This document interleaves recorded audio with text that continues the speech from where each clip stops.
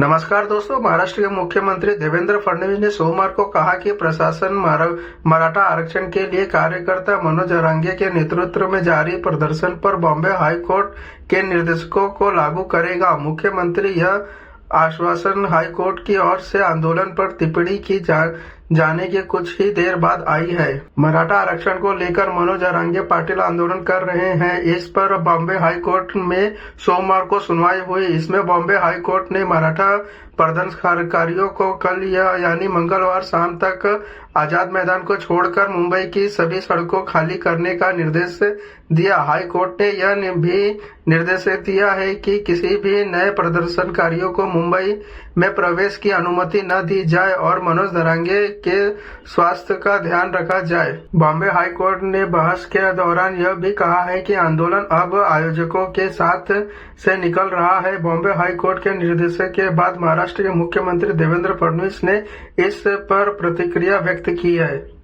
महाराष्ट्र के मुख्यमंत्री देवेंद्र फडणवीस ने सोमवार को कहा कि प्रशासन मराठा आरक्षण के लिए कार्यकर्ता मनोज जरांगे के नेतृत्व में जारी प्रदर्शन पर बॉम्बे हाई कोर्ट का निर्देशन को लागू करेगा। मुख्यमंत्री का यह आश्वासन हाई कोर्ट की ओर से यह टिप्पणी कर जाने की कुछ ही देर बाद आया है। जरांगे और उनके समर्थकों ने प्रथम दृष्टया शांतों का उल्लंघन किया है। दरअसल जस्टिस रविंद्र गुरे और जस्टिस गौतम अखंड के बेंच ने कहा कि चूंकि प्रदर्शनकारियों के पास आंदोलन जारी रखने के लिए वैध अनुमति नहीं है, इसलिए यह उम्मीद करती है कि राज्य सरकार उचित कदम उठाकर कानून के निर्देशित प्रक्रिया को पालन करेगी।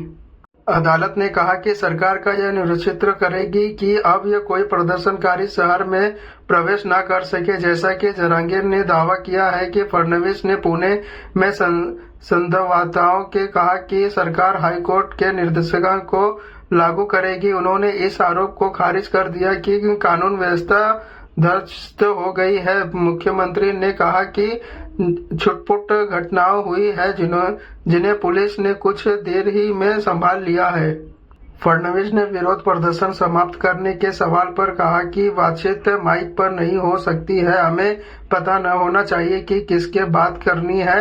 हम अड़े नहीं हैं। उन्होंने कहा भी कि आज सुबह हुई बैठक में कानूनी विकल्पों पर चर्चा की गई।